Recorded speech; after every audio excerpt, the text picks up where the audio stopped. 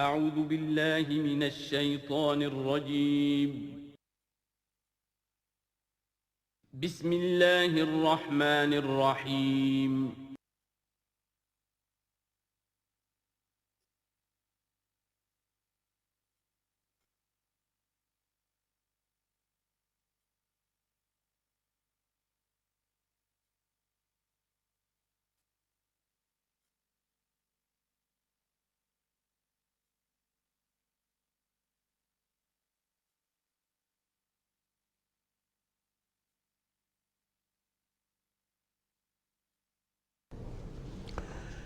الحمد للہ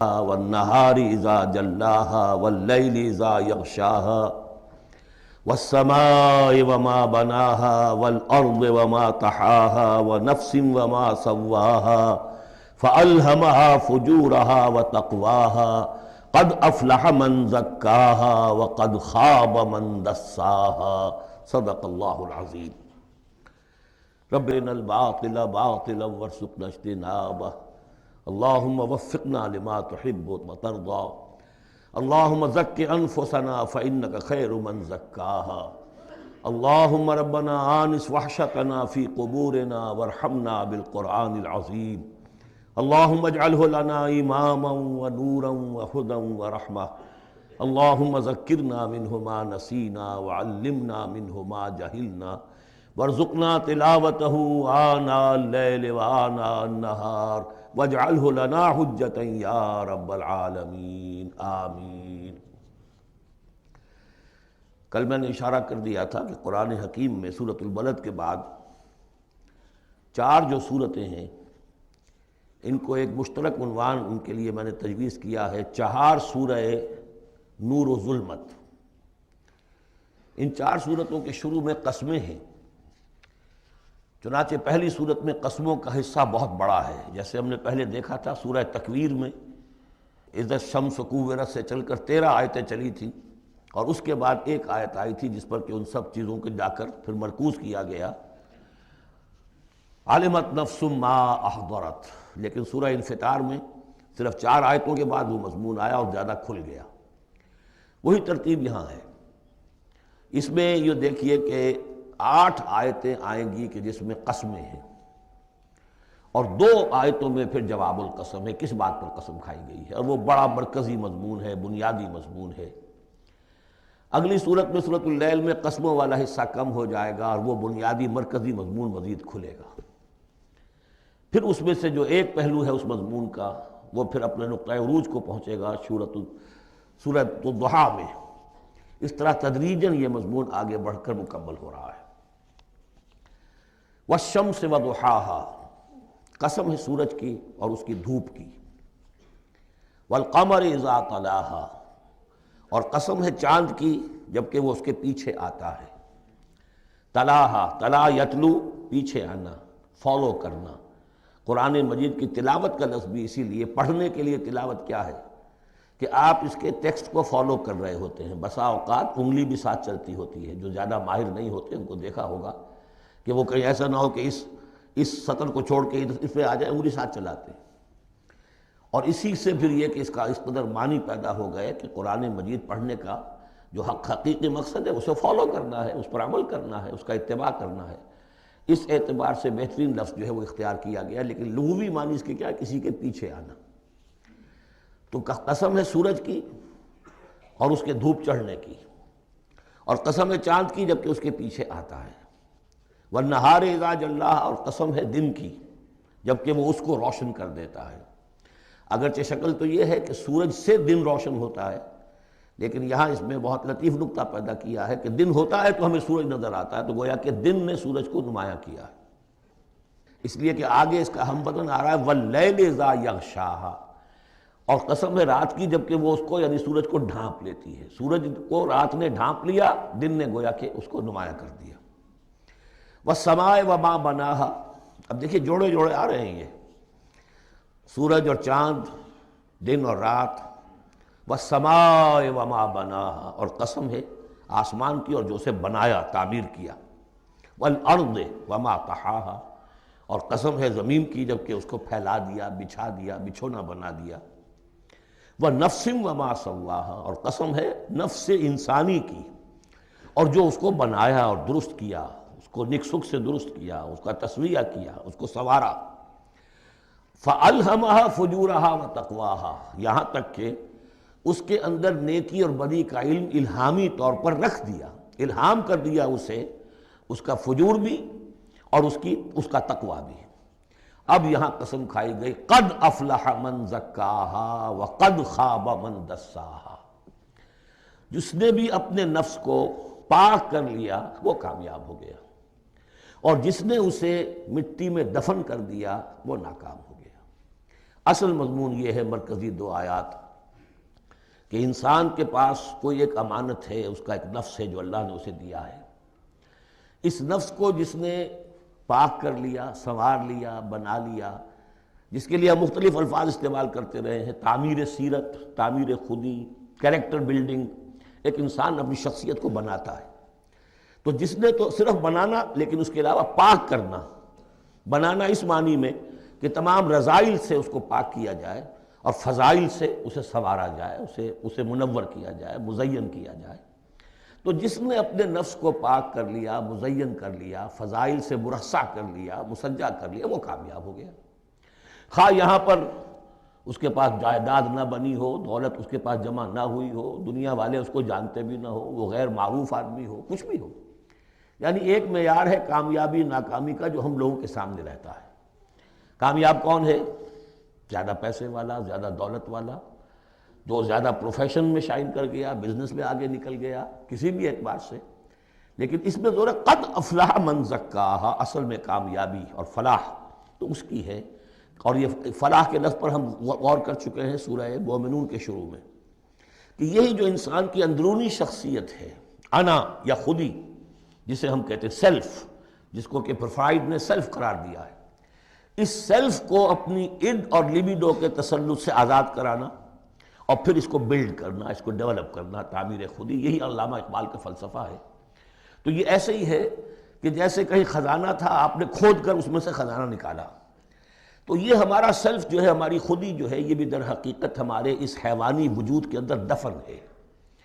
اس حیوانی وجود کے اندر سے اس کو برآمد کرنا، جیسے کہ آم کی گٹھلی پھٹتی ہے تو اس میں سے 2 پتے نکلتے ہیں تو اس سے آم کا درخت بننا شروع ہوتا ہے۔ اسی لیے وہ جو میں نے آپ کو اپنشد کا جملہ بھی سنایا تھا کہ man is in his ignorance identifies himself with the material sheaths which encompass his real self۔ اصل خودی، اصل انا، اصل میں وہ کون ہے؟ یہ میرا وجود ہے، یہ میرا جسم ہے، یہ میرے ہاتھ ہے، یہ میرے پاؤں ہیں، لیکن میرا میں ایک پوزیسو موڈ میں ایک پروناؤن آیا ہے، تو جو پوزیس کر رہا ہے جسم کو وہ کون ہے؟ وہ ایک اس کی اندرونی لطیف شخصیت ہے، اسے انا سے، خودی سے، سیلف سے تعبیر کرتے ہیں، اور در حقیقت وہ عبارت ہے اس روح سے کہ جو اللہ تعالیٰ نے پھونکی ہے اس میں، وَنَفَخْتُ فِيهِ مِن رُوحِي۔ تو اس مٹی کے ڈھیر میں اس روح کو ڈالا گیا ہے، اس کو برآمد کرنا اور اس کو بنانا اور سنوارنا، یہ ہے اصل کام انسان کا۔ جو اس میں کامیاب ہو گیا وہ کامیاب ہو گیا۔ اور دسا یدسو ہم پڑھ چکے ہیں کہ جب کسی شخص کے ہاں اس زمانے میں، اس معاشرے میں کوئی خوشخبری آتی تھی کہ بچی پیدا ہو گئی ہے، تو ایک تو منہ چھپاتا پھرتا تھا وہ کہ بیٹی ہو گئی، میں بیٹی کا باپ شمار ہوں گا، اور سوچتا رہتا تھا کہ اسے میں اپنے پاس رکھوں، ام یدسھا فی التراب، یا اسے جا کے میں مٹی میں دباؤں۔ تو دسا یدسو دبا دینا، تو یہ ہے کہ جس نے اپنی اس خودی کو اسی حیوانی وجود میں دبا دیا، ختم کر دیا، قد خاب من دساہا، وہ ناکام ہو گیا۔ اب اس حقیقت پر ایک تو میں نے آپ کو نوٹ کرایا تھا کل کہ سورۃ الاعلیٰ پڑھتے ہوئے میں نے کہا تھا کہ بعض مضامین جو ہیں جو ان صورتوں میں آ رہے ہیں وہ سورۃ الاعلیٰ میں ان کی اصل جڑ پڑ چکی ہے، اور اس کی آخری 6 آیتیں جو ہیں وہ کیا ہے؟ قد افلح من تزکا وذکر اسم ربہ فصلی بل تؤثرون الحیاۃ الدنیا والآخرۃ خیر وابقی ان ھذا لفی الصحف الاولی صحف ابراہیم وموسیٰ۔ قد افلح من تزکا، جس نے پاکیزگی حاصل کر لی وہ کامیاب ہو گیا۔ یہاں اسے مزید کھولا کہ اس کا برعکس کیا ہے؟ قد افلح من زکاہا وقد خاب من دساہا۔ اس پر گواہیاں لائی گئی ہیں کہ جیسے تمہیں پوری اس کائنات میں تضادات نظر آتے ہیں، رات ہے، دن بھی ہے، آسمان ہے بلند، زمین ہے پست، بالکل اسی طریقے سے انسان کا معاملہ بھی یہ ہے کہ اگرچہ ویسے تو شکل و صورت میں سب تقریباً ایک جیسے انسان ہیں، ہیومن بینگز ہیں، لیکن دو مختلف قسم کے راستوں پر یہ چل رہے ہیں۔ ایک راستہ وہ ہے کہ یہی حیوانی نفسانی خواہشات اور اسی کے اندر پوری زندگی جو ہے گزار دی، اور اپنے اس اصل روح ربانی کو، اپنی اصل امانت الہیہ کو دبا دیا، گویا کہ چلتے پھرتی قبر بن گئے۔ اس کے لیے حیوان انسان چل رہا ہے، لیکن وہ انسان جو ہے وہ روحانی وجود اس کا وہ اس کے اندر دفن ہو چکا ہے۔ تو قد خاب من دساہا قد افلح من زکاہا، اس پر یہ ساری قسمیں کھائی گئیں۔ سورج ہے تو اس کے ساتھ چاند ہے، دن ہے تو اس کے ساتھ رات ہے، اسی طریقے سے آسمان ہے تو اس کے ساتھ زمین ہے، اور یہ جو نفس انسانی ہے اسے اللہ نے بڑا سنوارا ہے، بنایا ہے۔ اس نفس کے اندر بھی ایک ودیت کر دیا ہے نیکی اور بدی کا شعور۔ یہاں لفظ روح نہیں آیا، نوٹ کر لیجئے اسے، وَنَفْسٍ وَمَا سَوَّاهَا، یعنی جو یہ نفس انسانی ہے اس کے اندر بھی ایولیوشن ہوئی ہے۔ یہ نفس جو ہے ایڈو یا لیبیڈو، یہ گدھے میں بھی ہے، کتے میں بھی ہے، گھوڑے میں بھی ہے، شمپنزی میں بھی ہے، لیکن یہ سارا نفس کا بھی تو ایولیوشن ہوا ہے۔ اس ایولیوشن کا مرتبہ آیا ہے انسان میں آ کر، وہ یہ ہے کہ انسان میں اس کے اندر ایک حس پیدا ہو گئی ہے، مورل سینس، کہ کچھ چیزوں کو وہ سمجھتا ہے کہ یہ بری ہیں، کچھ چیزیں اچھی ہیں۔ اور یہ اتنا یونیورسل کانسیپٹ ہے کہ جس کو یوں سمجھیے کہ جس معاشرے میں جائیے سچ بولنا اچھا ہے، جھوٹ بولنا برا ہے۔ یہ کبھی ایسا نہیں ہوا کسی نے کہا ہو کہ جھوٹ بولنا اچھا ہے، سچ بولنا برا ہے۔ وعدہ کر کے پورا کرنا اچھا ہے، وعدہ خلافی کرنا برا ہے۔ جو شخص وعدہ خلافی کر رہا ہوتا ہے وہ بھی جانتا ہے کہ میں برا کام کر رہا ہوں، میرا اس کا ضمیر اس وقت اس کو ملامت کر رہا ہوتا ہے، جس کی قسم کھائی گئی ہے، لا اقسم بیوم القیامہ ولا اقسم بالنفس اللوامہ۔ یہ تمہارے اپنے اندر جو ہے مائی کانشنس از پنچنگ می بھائی، کہ تمہارے اندر ایک اخلاقی حس ہے۔ یہ اخلاقی حس نفس انسانی میں ودیت شدہ ہے۔ روح میں جو کچھ ہے وہ تو اور بڑی شے ہے۔ روح انسانی میں تو معرفت خداوندی ہے اور محبت خداوندی ہے، دونوں چیزیں روح انسانی کے اندر موجود ہیں۔ ابھی یہاں سے نفس کی بات ہو رہی ہے۔ جیسے عالم خلق کے تمام جو مظاہر ہیں ہم کو بیان کیا جا رہا ہے، سورج اور چاند عالم خلق کی چیزیں، عالم امر کی نہیں ہیں۔ رات اور دن عالم خلق کی چیزیں ہیں، آسمان اور زمین عالم خلق کی چیزیں ہیں۔ نفس بھی عالم خلق کی شے ہے، روح ہے عالم امر کی شے۔ تو نفس انسانی بھی نفس حیوانی سے ممتاز ہے بئی معنی کہ اس میں وہ ایک مورل سینس موجود ہے، جس کی بنا پر اس کے اندر یہ شعور ہے، ودیت شدہ، الہام شدہ، الہمہا، الہام کر دیا اس میں کہ کچھ چیزوں کو وہ جانتا ہے یہ خیر ہیں، اور کچھ کو جانتا ہے یہ شر ہے۔ اسی لیے قرآن مجید نے کثرت سے جو لفظ استعمال کیا ہے وہ معروف اور منکر۔ معروف وہ جو جانی پہچانی شے نفس انسانی جانتی ہے کہ یہ چیز اچھی ہے، منکر وہ جس سے کہ نفس انسانی اباہ کرتا ہے یہ کیا ہے، یہ نہیں ہونا چاہیے، یہ فطرت اس کے اندر موجود ہے، سرشت کے اندر۔ اب مرحلہ صرف یہ ہے کہ جب یہ بنیادی بیج تو اللہ نے تمہارے نفس میں ڈال دیا، اب اسے پروان چڑھانا تمہارا کام ہے، اسے آگے بڑھاؤ، پروان چڑھاؤ عمل صالح سے۔ الیہ یصعد الکلم الطیب والعمل الصالح یرفعہ، اچھا کلام ہو، اچھی بات ہو، اس کے اندر اوپر اٹھنے کی، اللہ کی طرف بڑھنے کی صلاحیت تو ہے، لیکن عمل صالح اس کے ساتھ ہوگا تو وہ اوپر اٹھے گا۔ تو یہ جو بھی پوٹینشل ہے انسانی فطرت کا، تو قد افلح جس نے وہ محنت کی، مشقت کی، اس نے اپنی اس اصل انسانی شخصیت کو برآمد کیا، اس مٹی کے ڈھیر میں سے بنایا، اسے ایک بڑا درخت بنا دیا، تناور درخت بنا دیا جس میں وہ پھل لگے ہیں جو ہم سورہ تغابن میں پڑھ رہے ہیں، وہ کامیاب ہو گیا۔ اور جس نے اس کو دبائے رکھا وہ مٹی ہی کی زندگی میں، اور جو جسمانی وجود ہے اسی کے تقاضوں کو پورا کرنے میں لگا رہا، وہ غائب ہو گیا، ناس۔ اب اس کے بعد یہ کہ یہ معاملہ جس طرح انڈیویجولز کا ہوتا ہے ایسے ہی کسی معاشرے کا بھی ہوتا ہے۔ معاشرے میں بھی کچھ لوگ ہوتے ہیں کہ جو خیر کی طرف بلانے والے، کچھ ہوتے ہیں کہ جو بدی کی طرف بلانے والے، جس طریقے سے فرد کے اندر موجود ہے، اسی طریقے سے پھر اس کے اندر بھی اگر ایک قوم کا اجتماعی ضمیر جو ہے وہ زندہ رہے اور امر بالمعروف نہی عن المنکر کا فریضہ وہاں سر انجام دیا جاتا رہے تو معاشرے کی خیر ہوگی۔ اور اگر اخلاقی حس بحیثیت مجموعی اس درجے کمزور ہو جائے کہ قوم کا اجتماعی ضمیر مردہ ہو جائے اور پھر اسے حس ہی نہ رہے، وائے ناکامی متائے کارواں جاتا رہا، کارواں کے دل سے احساس زیاں جاتا رہا، وہ احساس ہی نہ رہے اجتماعی سطح پر کہ یہ بدی ہے اور یہ برا کام ہے، یہ منکر ہے، تو پھر وہ تباہ ہوتی ہے۔ اس کی ایک مثال دی ہے، کذبت ثمود بطغواہا، قوم ثمود نے بھی جھٹلایا تھا اپنی سرکشی کے باوجود۔ اذ انبعث اشقاہا، جب ان کا جو سب سے شقی انسان تھا وہ کھڑا ہوا اور اس نے پھر اونٹنی کو جو اللہ تعالیٰ نے بطور معجزہ دی تھی اس نے ہلاک کر دیا۔ قال لهم رسول اللہ ناقۃ اللہ وسقیاہا، ان سے کہہ دیا تھا اللہ کے رسول نے کہ دیکھو یہ اللہ کی اونٹنی ہے اور اس کا پانی پینے کی جو باری کا دن ہے اس میں کوئی گڑبڑ پیدا نہ کرنا۔ فکذبوہ فعقروہا، انہوں نے اسے جھٹلا دیا اور اس کی کونچیں کاٹ ڈالی۔ فدمدم علیہم ربہم بذنبہم، تو الٹ پڑا اللہ تعالیٰ کی طرف سے ان پر عذاب ان کے گناہ کی پاداش میں۔ فسواہا، اللہ نے سب کو برابر کر دیا۔ ولا یخاف عقباہا، اور اللہ تعالیٰ کو اس کا کوئی ڈر نہیں کہ اس کا کیا نتیجہ نکلے گا، اس کی مخلوق تھی انہوں نے ختم کر دیا اور مخلوق کو وہ لے آئے گا۔ تو انفرادی اور پھر اجتماعی، ان دونوں چیزوں کو اس صورت کے اندر جمع کر دیا گیا۔ اب یہاں سے جو مضمون شروع ہوا ہے اب دیکھیے اگلی صورت میں کھلے گا۔ اگلی صورت میں 2 جوڑے آ رہے ہیں صرف، واللیل اذا یغشا، قسم ہے رات کی جبکہ وہ ڈھانپ لیتی ہے، والنہار اذا تجلی، قسم ہے دن کی جبکہ وہ روشن ہو جاتا ہے۔ یہ ہمارے خارج میں آفاق کے اندر دن اور رات۔ وما خلق الذکر والانثی، ہمارے انفس میں ہمارے اندر کوئی مذکر ہے کوئی مؤنث ہے، کوئی مرد ہے کوئی عورت ہے۔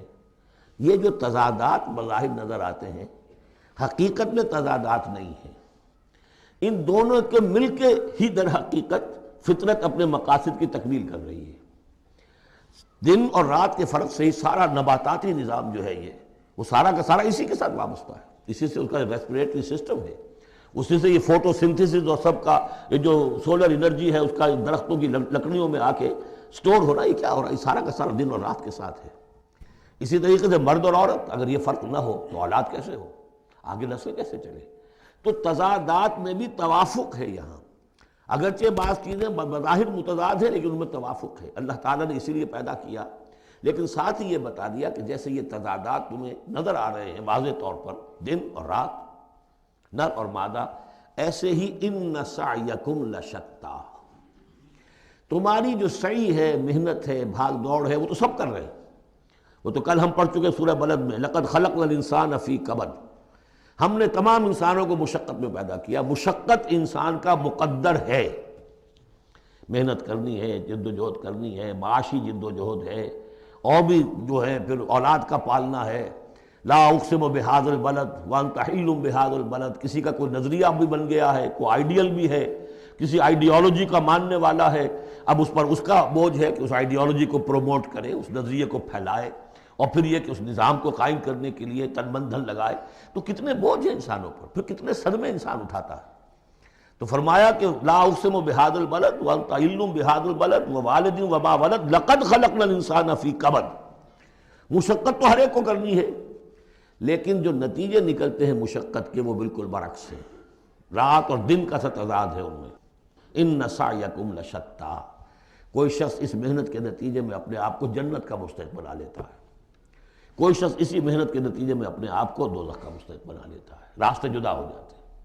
اس کی بڑی پیاری تشریح ایک حدیث میں آئی ہے، حضور نے فرمایا کل نفس یغدو، ہر جان جو ہے صبح جب ہوتی ہے ہر انسان کی، فبائع نفسہا، پھر یہ کہ وہ اپنے نفس کو بیچتا۔ اب کوئی دفتر جا رہا ہے اپنی صلاحیت بیچ رہا ہے، کوئی بیچارہ وہ چونکہ اور کچھ نہیں سیکھ سکا تھا، اینٹیں ڈھو رہا ہے، تعمیر کا جہاں ہو رہی ہے، کوئی کسی چلا رہا ہے، کوئی ہل چلا رہا ہے، کسی کی مشقت، کوئی اپنی جسمانی جو قوت ہے وہ بیچ رہا ہے، کوئی اپنی ذہنی صلاحیت، اپنی ایکسپرٹیز، ڈاکٹر ہے اس نے بڑی مشکل سے فن حاصل کیا ہے، وہ بیٹھ کے فیس لے رہا ہے، لیکن بیچ رہا ہے اپنے آپ کو، اپنا وقت بیچ رہا ہے۔ تو کل نفس یغدو فبائع نفسہ فموتقھا وموبقھا، دن بھر کی محنت کر کے شخص ایک وہ شخص ہے جس نے حلال کو پیش نظر رکھا، حرام سے بچا، جھوٹ نہیں بولا، کسی کو دھوکہ نہیں دیا، کسی کے ساتھ جو ہے کوئی بے ایمانی نہیں کی، وہ شام کو آئے گا تو مشقت تو اس نے بھی کی ہے لیکن یہ لے کر آئے گا اللہ کی رحمت۔ دوسرا شخص مشقت اس نے بھی کی ہے، کہیں کم تول دیا تھا، کہیں کم ماپ دیا تھا، کہیں جھوٹ بول دیا تھا، کہیں کسی کی حق تلفی کی تھی، کہیں کسی کی عزت نفس پر حملہ کر دیا تھا، وہ مشقت بھی کر کے آئے گا اور شام کو جہنم کی گٹھڑی لے کر آئے گا اپنے کندھے پر، یا وہ نفس کو جہنم سے آزاد کرا کے آیا شام کو، اور یا وہ شام کو جہنم کے عذاب کی ایک گٹھڑی لے آیا ہے۔ تو کل نفس یغدو فبائع نفسہ فموتقھا وموبقھا، اب وہ بات ہے، اب یہ اس اعتبار سے سمجھ لیجئے کہ میرے نزدیک قرآن مجید کی اہم ترین یہ صورت ہے۔ ایک راستہ ہے، اس کے 3 اوصاف بیان کیے ہیں۔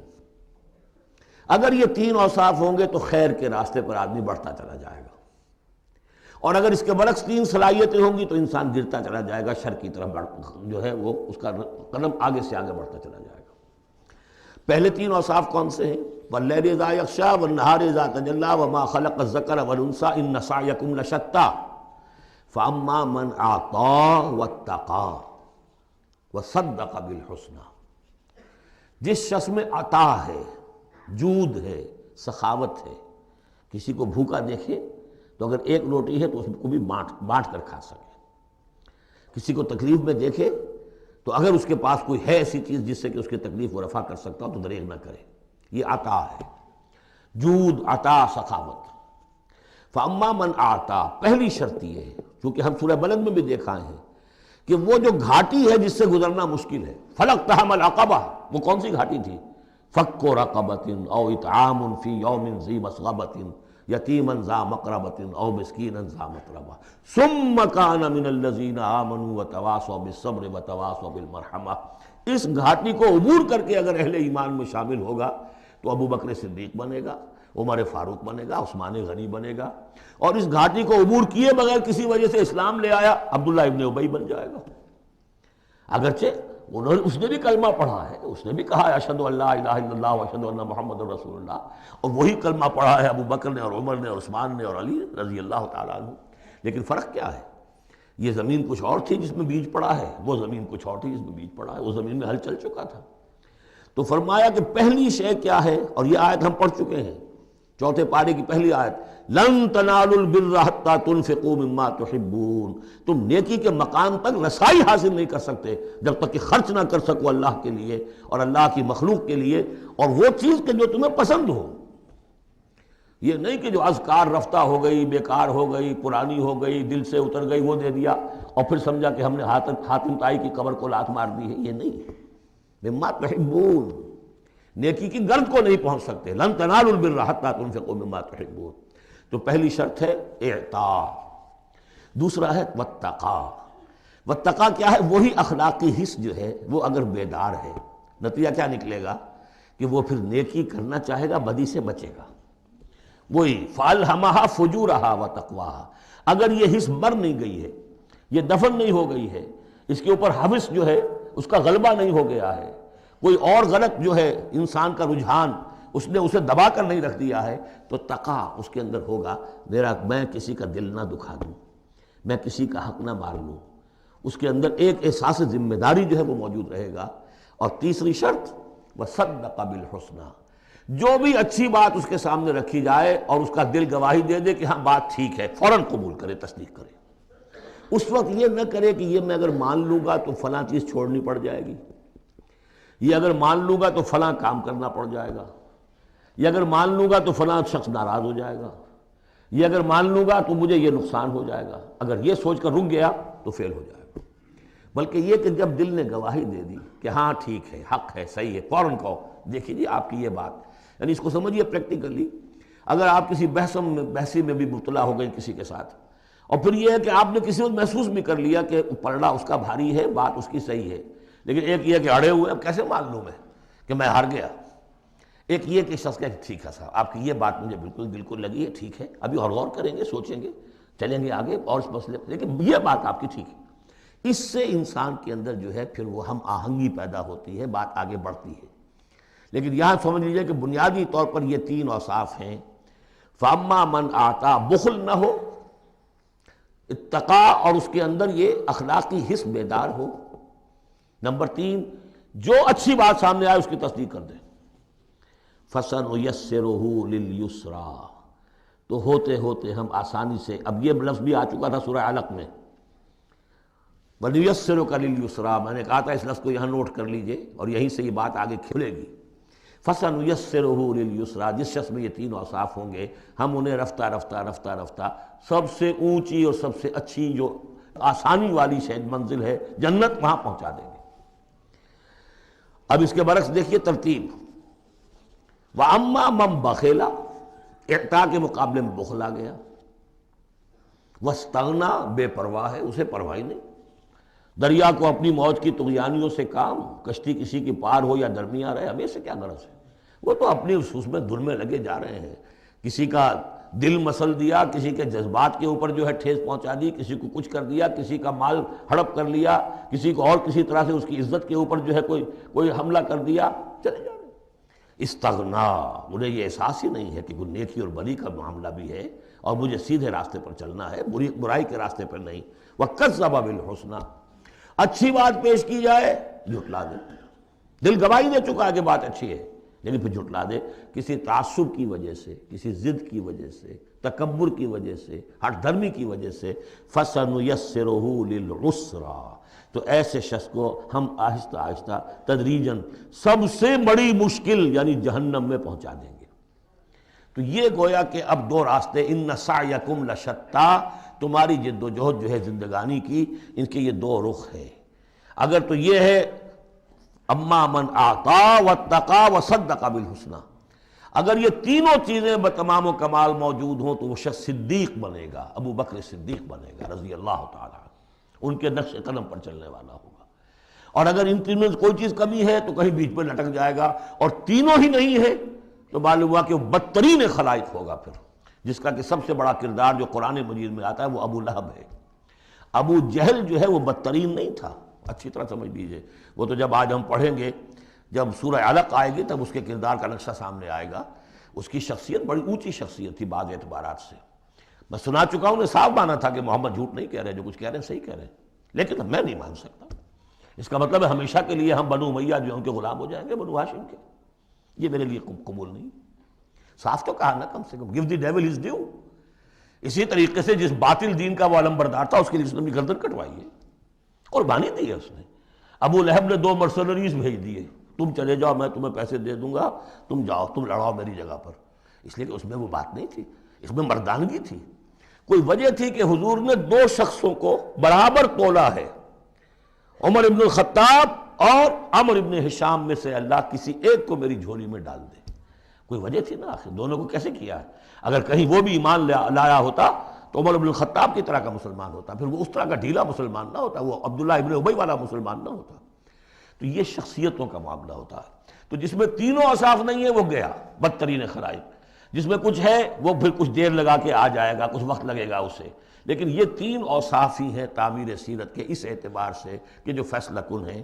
فَأَمَّا مَنْ أَعْطَىٰ وَاتَّقَىٰ وَصَدَّقَ بِالْحُسْنَىٰ فَسَنُيَسِّرُهُ لِلْيُسْرَىٰ وَأَمَّا مَنْ بَخِلَ وَاسْتَغْنَىٰ وَكَذَّبَ بِالْحُسْنَىٰ، بالکل اپوزٹ چیزیں، فَسَنُيَسِّرُهُ لِلْعُسْرَىٰ وَمَا يُغْنِي عَنْهُ مَالُهُ إِذَا تَرَدَّىٰ، اور اس نے جو مال جمع کیا ہوگا اپنے لیے وہ قطعاً کام نہیں آئے گا جب اسے گرایا جائے گا، گڑھے میں جب گرے گا جہنم کے۔ اِنَّ عَلَيْنَا لَلْهُدَىٰ، دیکھو انسانوں ہمارے ذمے ہے صرف ہدایت پہنچا دینا، یہ اب اللہ تعالیٰ اپنے ذمے لے رہے ہیں، یہ ہمارے ذمے ہے کہ تمہیں راستہ دکھا دیں، سجھا دیں، یہ سجھا دینا ہمارے ذمے ہے۔ اس کے لیے ہم نے تمہیں جبلی ہدایت بھی دی ہے، اس کے لیے ہم نے تمہارے اندر اخلاقی حس بھی رکھ دی ہے، اس کے لیے ہم نے اپنی روح تم میں پھونکی ہے، اس میں ہماری معرفت اور محبت موجود ہے، اور پھر ان تمام چیزوں کی تکمیل کے لیے ہم نے نبی بھیج دیے، رسول بھیج دیا، کتابیں نازل کر دی، ہم نے اپنا ہدایت کا جو فرض تھا وہ ادا کر دیا۔ ان علینا للہدیٰ وَإِنَّ لَنَا لَلْآخِرَةَ وَالْأُولَىٰ، پھر ہمارے ہی لیے ہے اختیار آخرت کا بھی اور اولا کا بھی، دنیا کا بھی، پھر فیصلہ ہم کریں گے کہ کون اب اس قابل ہو گیا ہے کہ دنیا کو ان کے بوجھ سے پاک کر دیا جائے، زمین کو ان کے بوجھ سے آزاد کر دیا جائے، پوری قوموں کو ملیا بیٹ کر دیا جائے، فیصلہ کرتے ہیں۔ وہ پڑھ چکے پچھلی صورت میں، فَدَمْدَمَ عَلَيْهِمْ رَبُّهُمْ بِذَنبِهِمْ فَسَوَّاهَا، ایسے ہے کہ جیسے کسی باغ میں سے کوڑا کرکٹ جمع کیا جائے اور پھر اسے آگ دکھا دی جائے، اس لیے کہ اس باغ کے لیے بدنما داغ ہے۔ اب تو یہ کہ وہ انسان جو ہے کہ جو پھر اس حد تک ہدایت کے واضح ہو جانے کے بعد کہ نبی آ گیا، کتاب آ گئی اور اس نے ماڈل پیش کر دیا اپنی زندگی کے اندر، پھر بھی نہیں مانا، تو پھر یہ جو بھی فیصلہ ہے وہ ہم کرتے ہیں۔ فَأَنذَرْتُكُمْ نَارًا تَلَظَّىٰ، دیکھو میں نے تمہیں خبردار کر دیا اس آگ سے جو بھڑک رہی ہے اور وہ منتظر ہے۔ لا یصلاھا، ہم دیکھ چکے ہیں کئی جگہ آیا ہے کہ وہ تو دھاڑ رہی ہے بھوکے شیر کی طرح، اسے تو چاہیے اپنی خوراک۔ لا یصلاھا الا الاشقیٰ، نہیں پڑے گا اس میں مگر وہی جو بہت ہی بدبخت ہے۔ کیوں؟ کم بدبخت تو اگر ہوتا معاملہ تو اور ہوتا، یہ محمد کے آنے کے بعد بھی صلی اللہ علیہ وسلم جس کی حقیقت نظر نہیں آئی تو اس سے بڑا بدبخت تو کوئی ہے ہی نہیں۔ اس لیے کہ اگر کچھ اندھیرا ہو کچھ روشنی ہو آدمی ٹھوکر کھا جائے، چلیے بھائی کچھ اندھیرا بھی تھا، جھٹپٹا تھا، پوری روشنی نہیں تھی، نصف النہار پر سورج چمک رہا ہو اور آپ ٹھوکر کھائیں تو پھر قصور کس کا ہے؟ تو آپ کا ہے۔ اس اعتبار سے اب بعثت محمدی کے بعد صلی اللہ علیہ وسلم جس شخص نے اپنے آپ کو محروم رکھا وہ اشقا ہے، لا الہ الا الاشقا الذی کذب وتولی، جس نے جھٹلایا ہے اور منہ پھیر لیا ہے۔ وَسَيُجَنَّبُهَا الْأَتْقَى، اور ہم بچا دیں گے یا بچا دیا جائے گا اس سے جو بہت ہی متقی ہے۔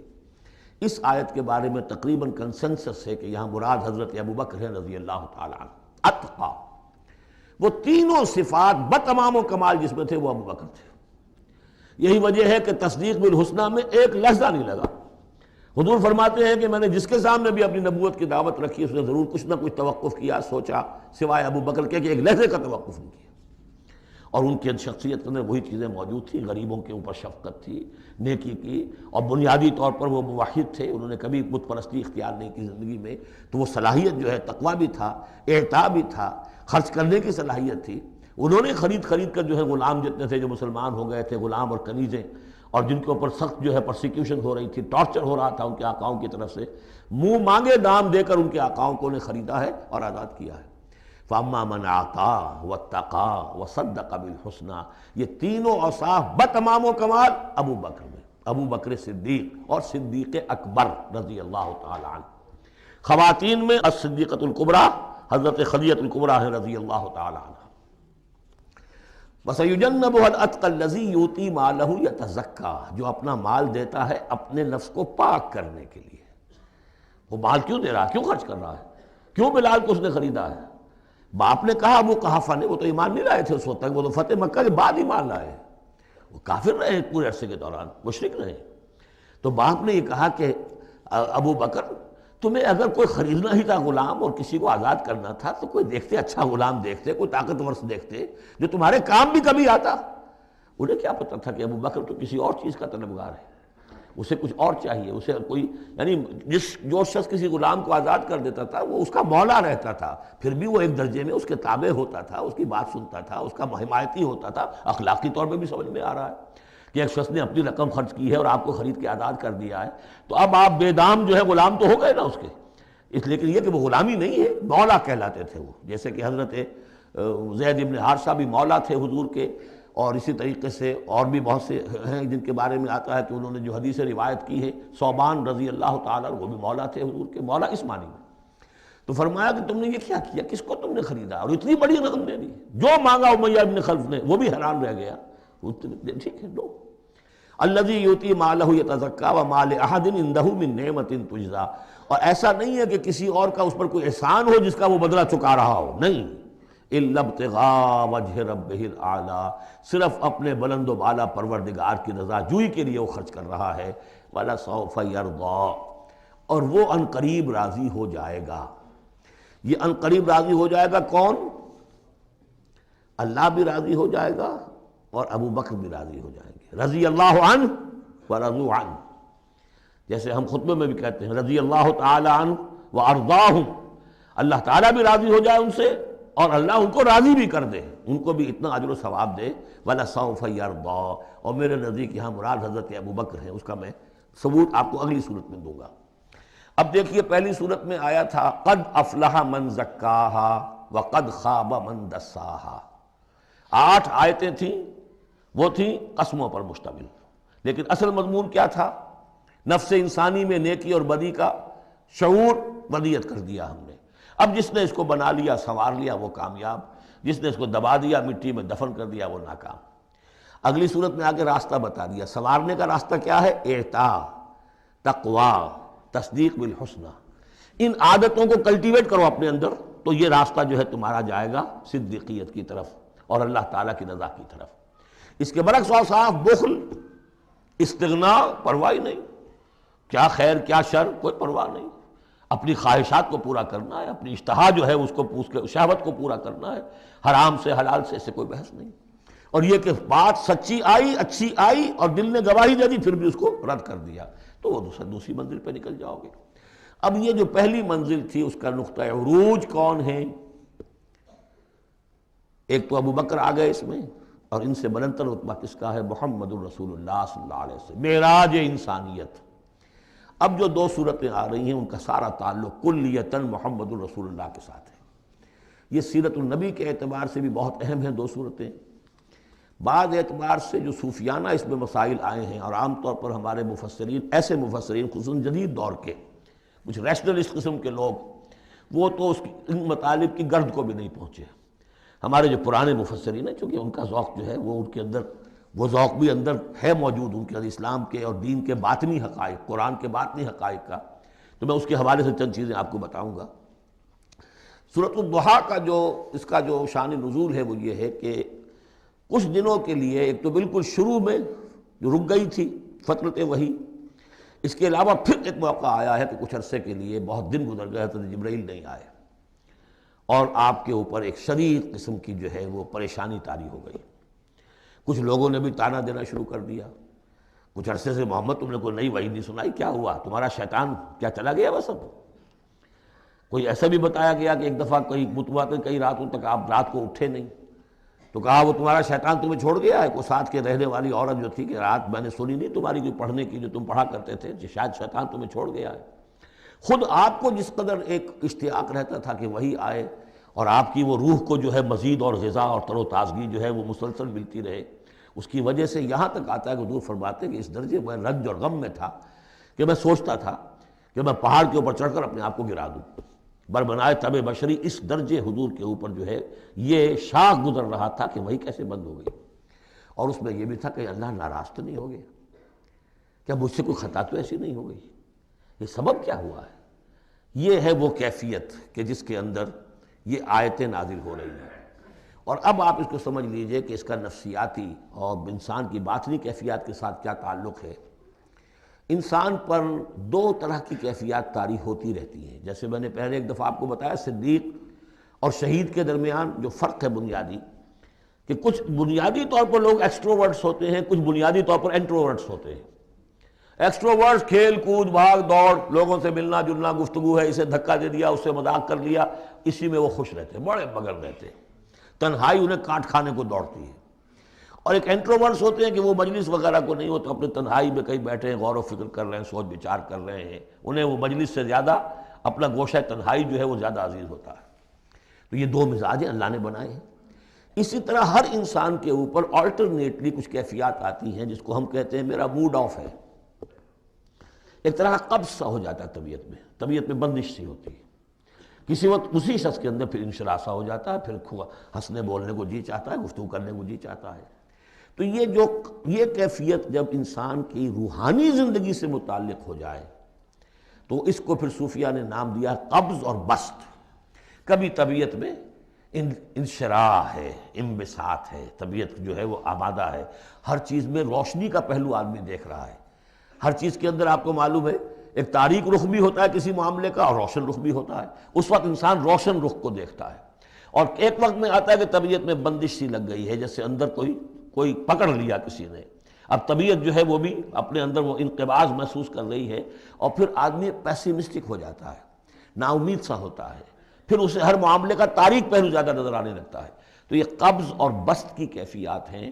جب کبھی قبض کی کیفیت ہو، قاضی ثناء اللہ پانی پتی رحمۃ اللہ علیہ نے تفسیر مظہری میں لکھا ہے کہ قبض کی کیفیت میں اس صورت کا پڑھنا تریاق ہے، جس طرح حضور صلی اللہ علیہ وسلم کے لیے گویا کہ اس وقت جو وحی کا بند ہو جانا تھا وہ گویا کہ ایک طرح کے انقباض اور قبض کی کیفیت پیدا ہوئی تھی، اس میں اب اللہ تعالیٰ فرما رہے ہیں والضحیٰ، قسم ہے دن کے دھوپ چڑھنے کے وقت کی، واللیل اذا سجا، اور قسم ہے رات کی جبکہ وہ چھا جائے یا ساکن ہو جائے، سجا کے دونوں معنی ہے سکون۔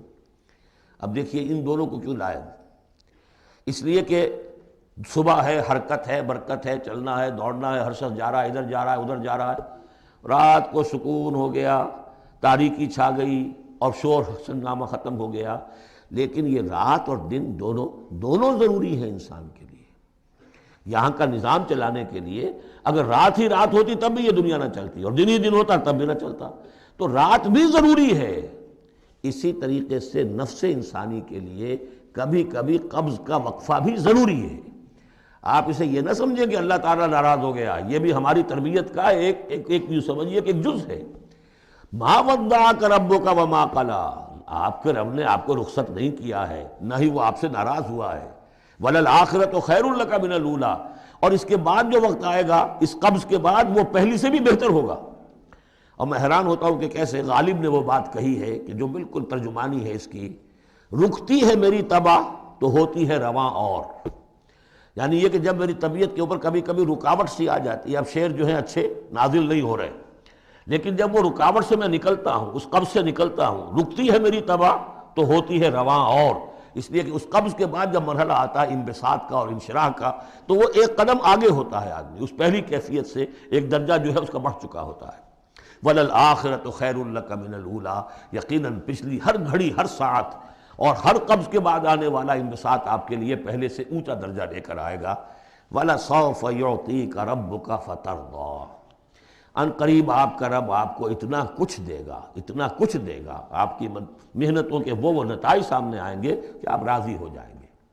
اب دیکھیے پچھلی صورت ختم ہوئی تھی وَلَسَوْفَ يَرْضَىٰ، یہاں ہے وَلَسَوْفَ يُعْطِيكَ رَبُّكَ فَتَرْضَىٰ، صرف ضمیر کا فرق ہے، کیونکہ صدیق پر وحی نہیں آتی، براہ راست خطاب نہیں کیا جا سکتا، وہاں وہ صیغہ جو ہے وہ غائب کا ہے وَلَسَوْفَ يَرْضَىٰ، اور چونکہ نبی وہ ہے جس پر وحی آ رہی ہے، براہ راست مخاطب ہے، تو وَلَسَوْفَ يُعْطِيكَ رَبُّكَ فَتَرْضَىٰ، آپ کا رب اتنا کچھ دے گا کہ آپ راضی ہو جائیں گے۔ اب یہ کہ اسی قبض کی حالت میں پھر اللہ تعالیٰ اپنے احسان جتا رہا ہے، اور یہ بہترین ہے۔ کبھی طبیعت پر ڈپریشن ہو اس طرح کی اور قبض کی کیفیت ہو تو آدمی یاد کرے کس کس مرحلے پر اللہ نے میری دستگیری فرمائی، کن کن مراحل پر اللہ تعالیٰ نے مجھے مشکلات سے نکالا، اس سے وہ حوصلہ بڑھتا ہے۔ اور اس کو بھی سمجھیے کہ اسی انداز میں الم یجد کا یتیماً فآویٰ، یہ سیرت النبی کے بڑے اہم حصے ہیں جو اس میں آ گئے ہیں۔ آپ کی پیدائش یتیمی میں، پوسٹیومس چائلڈ، باپ تو پہلے فوت ہو چکا ہے، 6 سال کی عمر میں والدہ گئی، 8 سال کی عمر میں دادا گئے، اور وہ یعنی جو آپ نے دیکھا ہے ابتدائی زمانہ زندگی کا تو وہ یتیمی کا۔ الم یجد کا یتیماً فآویٰ، کیا اس نے اے محمد آپ کو نہ پایا کہ آپ یتیم تھے، پھر پناہ دی، آپ کے لیے بندوبست کیا، دادا کے دل میں جو شفقت ڈالی، پھر آپ کے تایا زبیر کے دل میں جو شفقت ڈالی۔ عبد المطلب کے بعد فوراً ابو طالب کا نام آتا ہے، حالانکہ یہ غلط ہے تاریخی اعتبار سے۔ عبد المطلب کے بعد کافی عرصے تک زبیر جو آپ کے تایا تھے وہ سرپرست تھے، پھر ان کے انتقال کے بعد ابو طالب کا معاملہ آیا، لیکن ان کو بیچ میں سے غائب کر دیا گیا ہے۔ بہرحال اللہ تعالیٰ جو بھی کسی کے دل میں ڈالتا ہے، آخر ابو طالب کے دل میں محبت ڈالی تو کس نے ڈالی؟ وہ ہم پڑھ چکے ہیں سورہ طٰہٰ میں، وَأَلْقَيْتُ عَلَيْكَ مَحَبَّةً مِّنِّي، حضرت موسیٰ علیہ السلام کی موہنی صورت کے اوپر اللہ تعالیٰ فرماتے ہیں ہم نے اپنی محبت کا پرتو ڈال دیا کہ تمہیں دیکھنے کے بعد وہ قتل کرنے کے ارادے سے باز رہ گئے، ان کے ہاتھ شل ہو گئے، ایسی موہنی صورت اسے قتل کر لیں۔ وَأَلْقَيْتُ عَلَيْكَ مَحَبَّةً مِّنِّي وَلِتُصْنَعَ عَلَىٰ عَيْنِي، یہ ہوا ہے۔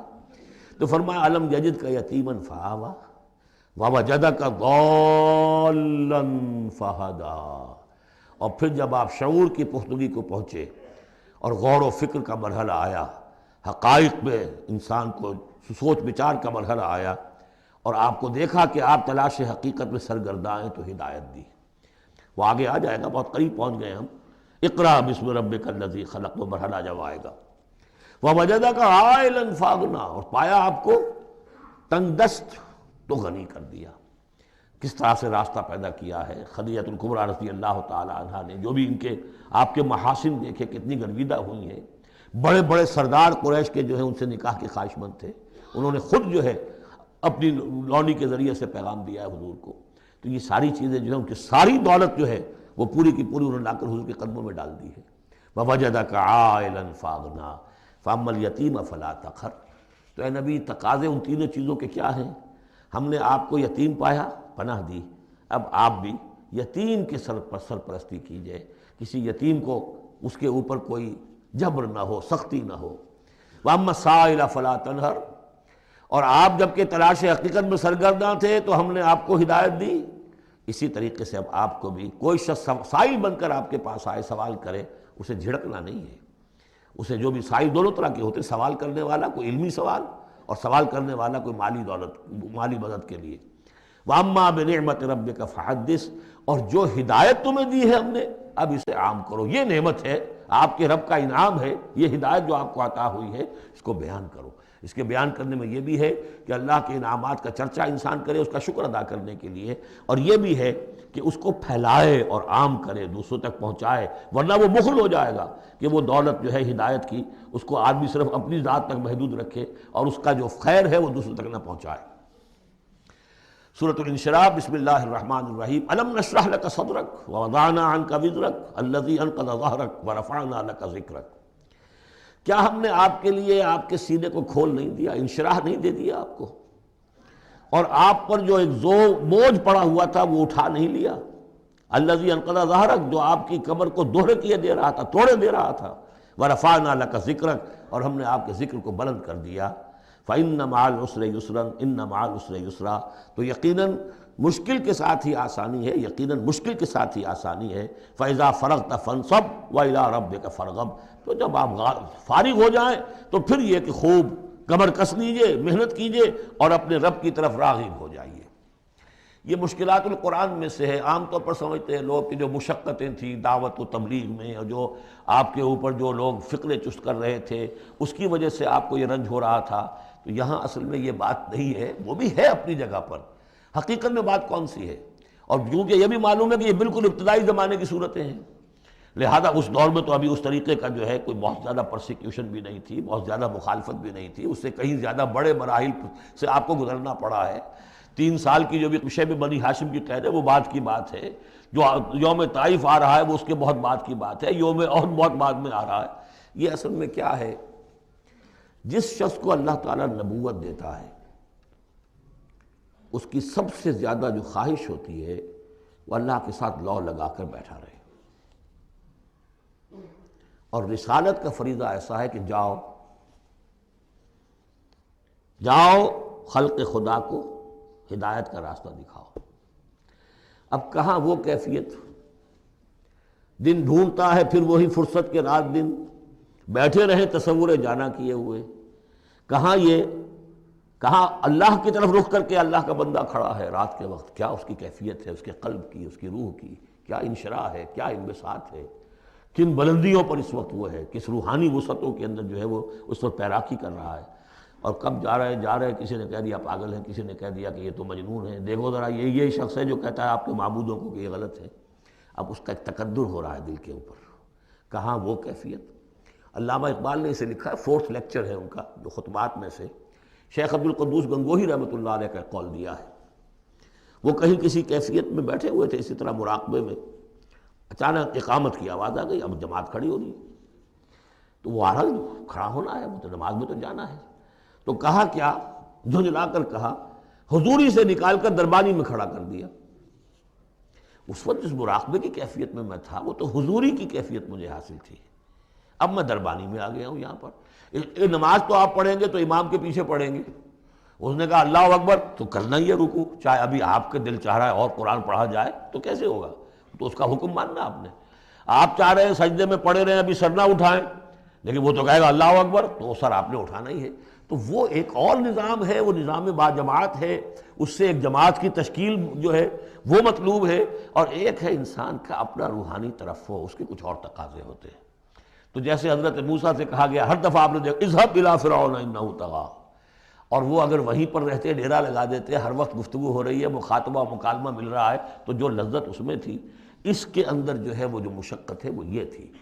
رفتہ رفتہ پھر آپ کا مزاج اس کا خوگر ہوا ہے، اور پھر یہ کہ جب اللہ تعالیٰ نے اس میں بہت سے لوگوں کو بھی شامل کر دیا، پھر وہ جو تسکین پیدا ہوئی کہ ایک شخص وہ ہوتا ہے جو اکیلا، اس کو مولانا روم نے بڑی خوبصورتی سے بارش کا ایک بتایا ہے مثال، کہ بارش میں ایک مرحلہ ہوتا ہے کہ سمندر سے بخارات اوپر جا رہے ہیں، نہایت صاف شفاف، اس میں تو کوئی قدورت نہیں ہوتی، وہ تو ڈسٹل واٹر جا رہا ہے، وہ اوپر گیا، پھر وہ گیا، اس نے بارش کی شکل اختیار کی، جب بارش بن کر وہ گرا ہے تو اس نے اب فضا کو بھی دھو دیا، تو فضا کی قدورت اپنے اندر لی نا، فضا کو صاف کر کے وہ آیا نیچے، زمین کا بھی گند صاف کرتا ہے، صاف کر کے اور وہ گند لے کے دریا میں شامل ہوا اور پھر گیا اور سمندر میں جا کر گند اس نے وہاں چھوڑا، پھر وہ پاک ہو کر صاف ہو کر بڑی ہی یعنی لطیف شکل میں پھر یہ ہو رہی ہے۔ یہ ہے ایک سیر الی اللہ، اللہ کی طرف بڑھا جا رہا ہے۔ رات کو اللہ کا بندہ کھڑا ہے اور اللہ سے مناجات ہو رہی ہے، یہ وہ ہے بخارات کا اوپر اٹھنا، نہایت پاکیزہ لطیف کیفیت۔ اور جب آپ آئے ہیں تو بارش کے مانند ہیں، اب آپ دھو رہے ہیں، تو جو دھو رہے ہیں اس سے خود اپنے آپ کو بھی تقدر ہوتا ہے، کسی نے کچھ کہہ دیا، کسی نے کچھ کہہ دیا، کسی نے کچھ کہہ دیا، کسی نے فکرہ چست کر دیا، اب آپ کو ضرورت ہے کہ پھر ذرا اپنے آپ کو بھی صاف کریں دوبارہ، پھر رات کو کھڑے ہو جائیں۔ سیر الی اللہ، سیر فی اللہ، سیر عن اللہ الی اللہ، یہ جو ہے جو تبلیغ کا اور فریضہ رسالت ہے یہ بھی سیر الی اللہ ہے نتیجے کے اعتبار سے، لیکن اس وقت عن اللہ ہے، اللہ کی طرف تو پشت ہو گئی۔ اب دیکھیے جب آپ نماز میں کھڑے ہیں تو رخ کدھر ہے؟ اللہ کی طرف۔ جا رہے ہیں تبلیغ کے لیے تو اللہ کی طرف تو پشت ہو گئی، اب تو آپ جا رہے ہیں تو خلق کی طرف آپ کا رخ ہے، اللہ کی طرف تو پشت ہے۔ اس حوالے سے وہ عروج ہے، یہ نزول ہے، اور یہ نزول جو ہے یہ بڑا شاق گزرتا ہے کسی ایسے شخص پر جسے عروج کی لذت حاصل ہو گئی ہو۔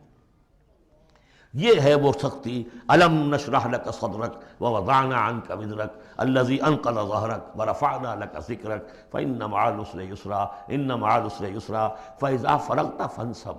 اے نبی وہ وقت آ جائے گا، آپ اپنے اس فرض منصبی سے جب فارغ ہو جائیں گے، جب اللہ کا دین غالب آ جائے گا، پھر آپ یکسو ہو کر وہ جو آخر میں آیا اذا جاء نصر اللہ والفتح ورأيت الناس يدخلون في دین اللہ افواجا فسبح بحمد ربک واستغفر انہ کان توابا، پھر آپ ہمہ تن ہمہ وقت اسی کام میں لگ جائیے۔ اور اسی لیے حضور نے اس وقت آخری فیصلہ کیا، اللہم فی الرفیق الاعلی، بس اب میں فارغ ہوا اور اب میں مزید تاخیر نہیں چاہتا۔ حالانکہ نبیوں کو یہ آپشن ملتا ہے، اگر آپ ابھی چاہیں تو اور رہ سکتے ہیں دنیا میں، یہ آپشن ملا ہے۔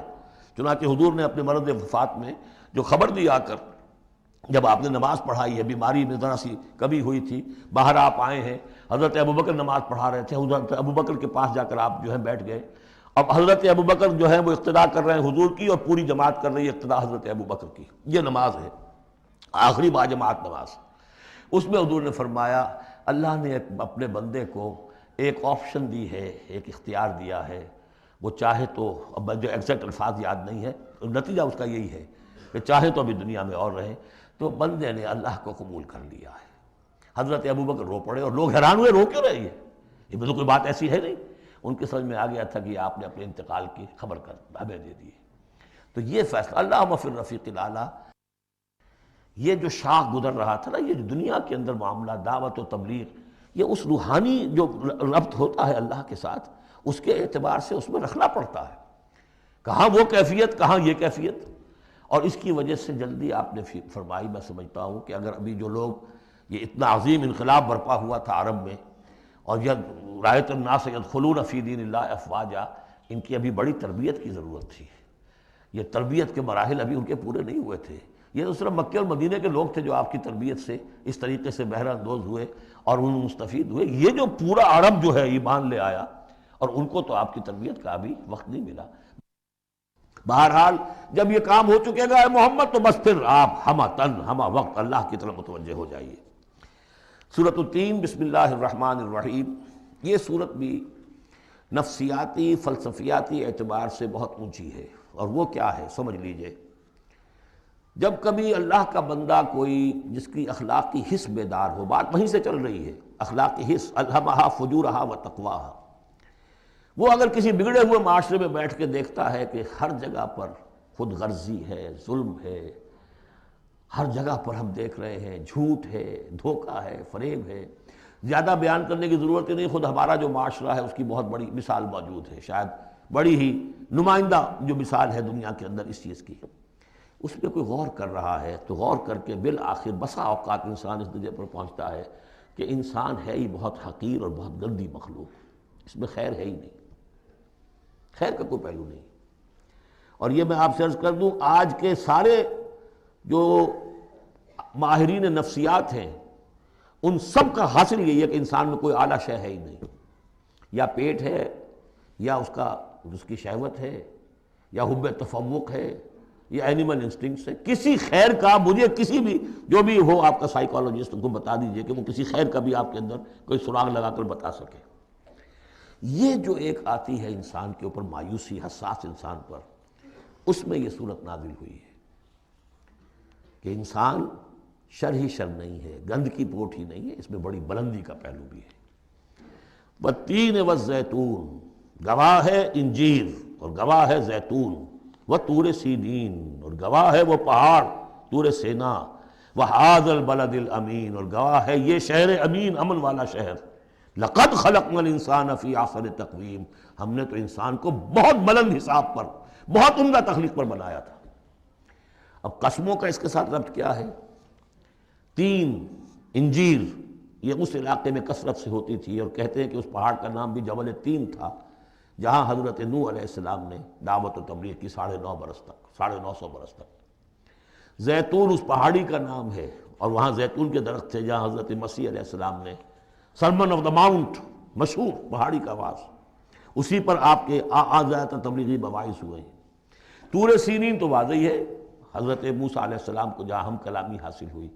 ھذا البلد الامین، اور یہ امن والا شہر جس میں محمد الرسول اللہ دعوت و تبلیغ کے فریضہ سر انجام دے رہے ہیں.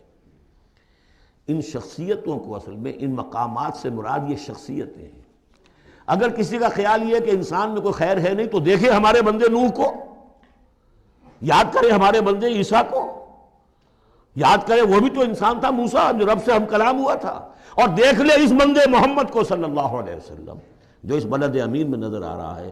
کیا تمہیں ثبوت نہیں مل جائے گا کہ انسان میں تو بڑی عظمت رکھی تھی ہم نے؟ یہ دوسری بات ہے.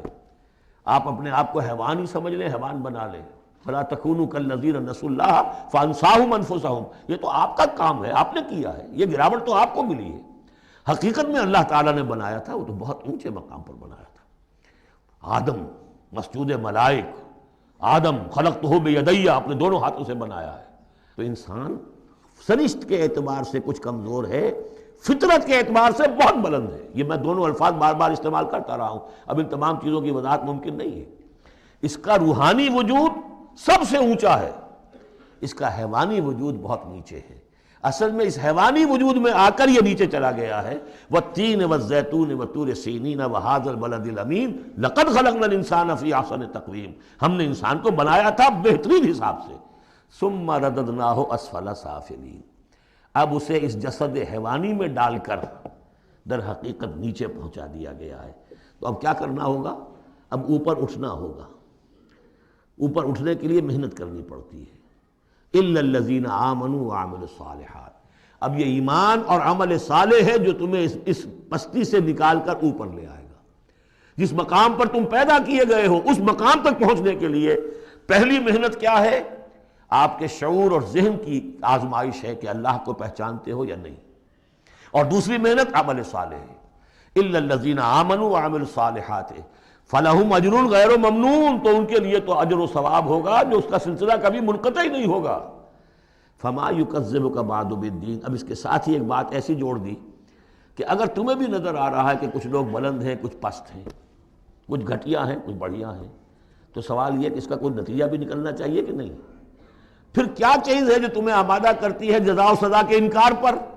الیس اللہ باحکم الحاکمین، کیا اللہ تعالیٰ تمام حاکموں سے بڑا حاکم نہیں ہے؟ تو کیا کوئی حاکم ایسا بھی تم نے دیکھا کہ جو اپنے نیکوکار بندوں کو اور اپنے غداروں کو اور اپنے باغیوں کو ایک جیسا کر دے؟ تو اگر انسانوں کے اندر یہ دونوں طرح کے کردار موجود رہے ہیں، جو تمہیں زیادہ نظر آ رہے ہیں وہ تو دوسری طرح کے ہیں. ہم نے بھی تمہیں دکھا دیے نا، موسیٰ بھی اللہ کا بندہ تھا، انسان تھا، عیسیٰ بھی تو ایک انسان تھا. یہ محمد بھی چلتے پھرتے جو ہے ثبوت ہے انسانی عظمت کا. یہ انسان کے اندر عظمت بھی ہے، اگرچہ ادھر اگر متوجہ نہیں ہوگے تو واقعی حیوانوں سے بھی بدتر ہو جاؤ گے. اولئک کالانعام بل ھم اضل. بارک اللہ لی ولکم فی القرآن العظیم ونفعنی وإیاکم بالآیات والذکر